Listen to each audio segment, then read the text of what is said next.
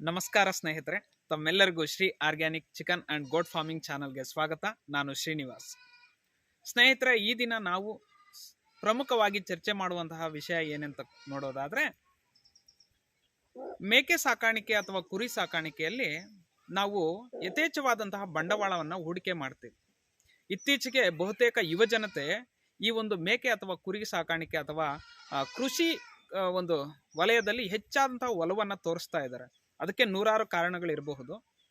ಈ ಒಂದು ಕೃಷಿ ವಲಯ ಅಥವಾ ಈ agriculture and agriculture allied activities ಅಂತ ಕರಿತೀವಿ. ಕೃಷಿ ಮತ್ತು ಕೃಷಿಯ ಜೊತೆಗಿನ ಉಪಕಸಬುಗಳು ಅಂತ. ಅದರಲ್ಲಿ ತುಂಬ ಕಾರ್ಯಗಳನ್ನು ನೋಡ್ತಾ ಹೋಗ್ತೀವಿ. ಯಾವ್ಯಾವುದು ಅಂತ ನೋಡೋದಾದ್ರೆ, ಕೃಷಿ ಅಂದ್ರೆ ಕೇವಲ ಭೂಮಿಯನ್ನು ಉಳುಮೆ ಮಾಡಿ ನಾವು ಏನೋ ಬೆಳೆಯನ್ನು ಬೆಳಿತೀವಿ.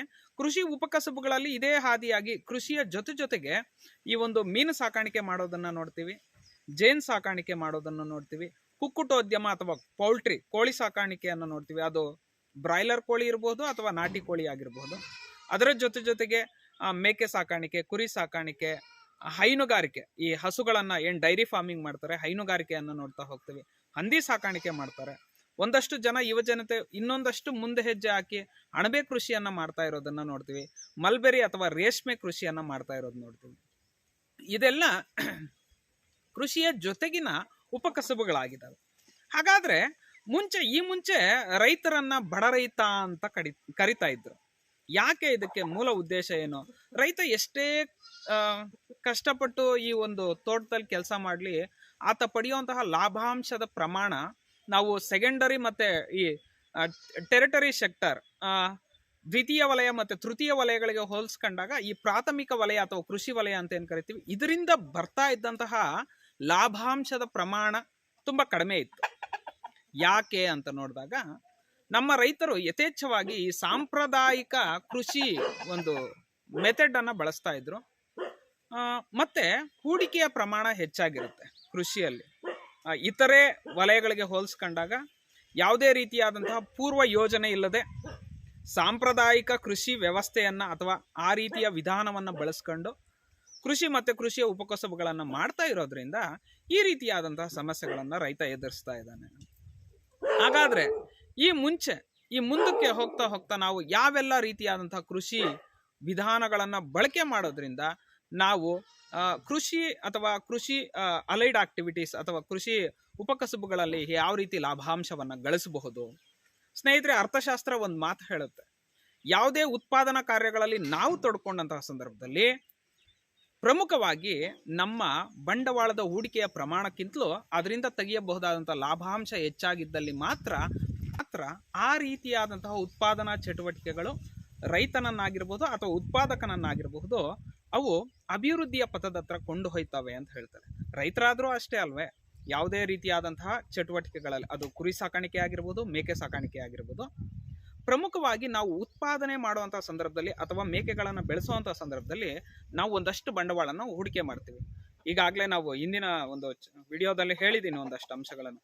ನೀವು ಜೋಳ ತಗೊಳ್ಳುವಂತಹ ವಿಚಾರ ಆಗಿರಬಹುದು ಅಥವಾ ಹಿಂಡಿ ಚಕ್ಕೆಯನ್ನು ತಗೊಳ್ಳುವಂತಹದ್ದು, ಅದೇ ರೀತಿಯಾಗಿ ಒಂದಷ್ಟು ಇತ್ತೀಚಿನ ರೈತರು ಏನ್ ಮಾಡ್ತಾರೆ, ಒಂದು ಲಿವರ್ ಟಾನಿಕ್ಗಳನ್ನ ಬಳಸ್ತಾ ಇದ್ದಾರೆ, ಮೇಕೆಯ ವೆಯ್ಟ್ ಗೇನ್ ಬೇಗ ಬರಲಿ ಅಥವಾ ಕುರಿಯ ವೆಯ್ಟ್ ಗೇನ್ ಬೇಗ ಬರಲಿ ಅಂತ. ಇದೆಲ್ಲ ಹೂಡಿಕೆ ಆಗಿರುತ್ತೆ.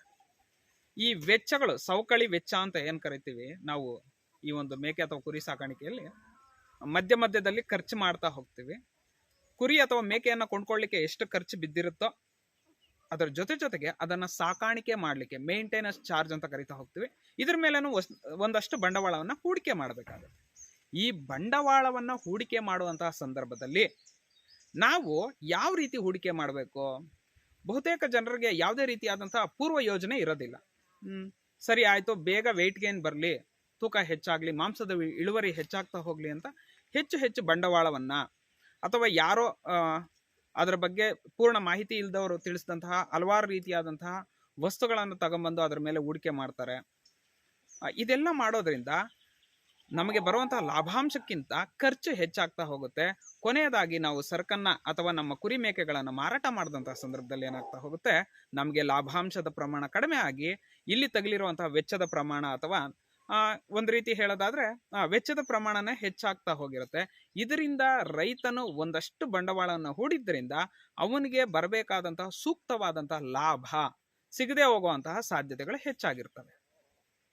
ಹಾಗಾದ್ರೆ ಏನ್ ಮಾಡಬೇಕು ನೋಡಿ, ಸದಾ ಅರ್ಥಶಾಸ್ತ್ರ ಒಂದು ಮಾತು ಹೇಳುತ್ತೆ, ನಮ್ಮಲ್ಲಿ ನಾವು ಯಾವುದೇ ಕಾರಣಕ್ಕೂ ಬಂಡವಾಳವನ್ನು ಹೂಡಿಕೆ ಮಾಡಿದಂತಹ ಸಂದರ್ಭದಲ್ಲಿ ಅದರಿಂದ ನಮಗೆ ಬರುವಂತಹ ಲಾಭಾಂಶವನ್ನು ನೋಡಿಕೊಂಡು ನಾವು ಬಂಡವಾಳವನ್ನು ಹೂಡಿಕೆ ಮಾಡಬೇಕಾಗತ್ತೆ.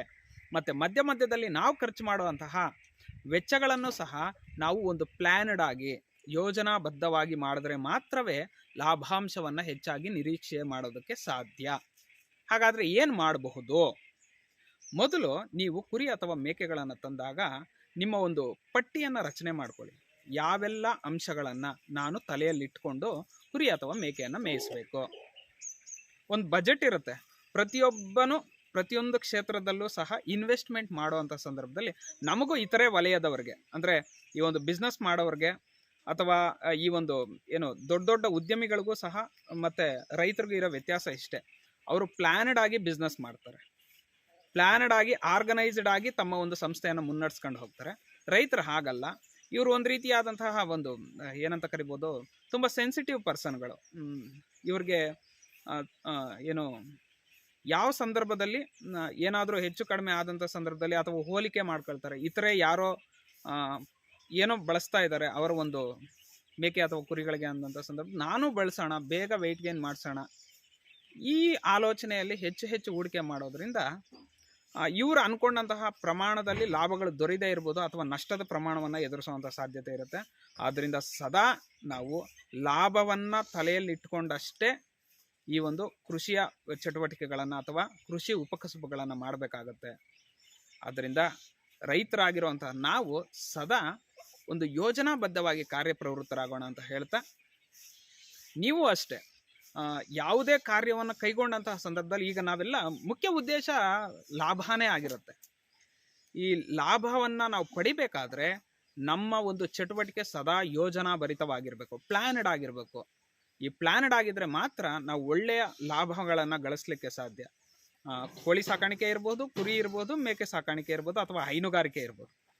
ವೆಚ್ಚಗಳನ್ನು ಆದಷ್ಟು ತಿಳಿದವ್ರ ಹತ್ರ ಕೇಳಿ, ಯೂಟ್ಯೂಬಲ್ಲಿ ನೋಡಿ, ತುಂಬ ಪ್ಲಾಟ್ಫಾರ್ಮ್ಸ್ ಇದ್ದಾವೆ ನಿಮಗೆ ಮಾಹಿತಿ ಕೊಡಲಿಕ್ಕೆ.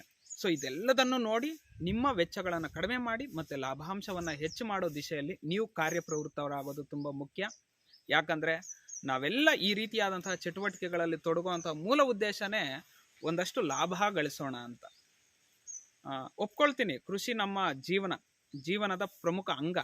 ಅದರ ಜೊತೆಗೆ ಕುಟುಂಬವನ್ನು ನಿರ್ವಹಣೆ ಮಾಡಬೇಕಾದ್ರೆ ನಮಗೆ ಲಾಭನೂ ತುಂಬ ಮುಖ್ಯವಾದಂತಹ ಒಂದು ಅಂಶ ಆಗಿದೆ. ಆದ್ದರಿಂದ ತಾವೆಲ್ಲ ಈ ಲಾಭಗಳನ್ನು ಕೃಷಿ ಮಾಡ್ತಾ ಲಾಭದ ಒಂದು ನಿಟ್ಟಿನಲ್ಲೂ ಸಹ ಕಾರ್ಯಪ್ರವೃತ್ತರಾಗೋದು ತುಂಬ ಮುಖ್ಯ ಅಂತ ಹೇಳ್ತಾ, ಇವತ್ತಿನ ಒಂದು ಮಾಹಿತಿ ಇದಾಗಿದ್ದು, ಇದು ತಮ್ಮೆಲ್ಲರಿಗೂ ಸಹ ಉಪಯುಕ್ತ ಆಗಿರುತ್ತೆ ಅಂತ ಭಾವಿಸ್ತಾ, ಈ ಒಂದು ವಿಡಿಯೋ ತಮಗೆ ಉಪಯುಕ್ತವಾಗಿದ್ದಲ್ಲಿ ನಮ್ಮ Shri organic chicken and goat farming ಚಾನಲನ್ನು ಒಂದು ಲೈಕ್ ಮಾಡಿ, ಅದೇ ರೀತಿ ತಮ್ಮೆಲ್ಲ ಸ್ನೇಹಿತರಿಗೆ ಈ ಮಾಹಿತಿಯನ್ನು ಶೇರ್ ಮಾಡಿ ಹಾಗೂ ನಮ್ಮ ಚಾನಲನ್ನು ಸಬ್ಸ್ಕ್ರೈಬ್ ಮಾಡಿ ಅಂತ ಹೇಳುತ್ತಾ, ತಮ್ಮೆಲ್ಲರಿಗೂ ಮತ್ತೊಮ್ಮೆ ಧನ್ಯವಾದಗಳು.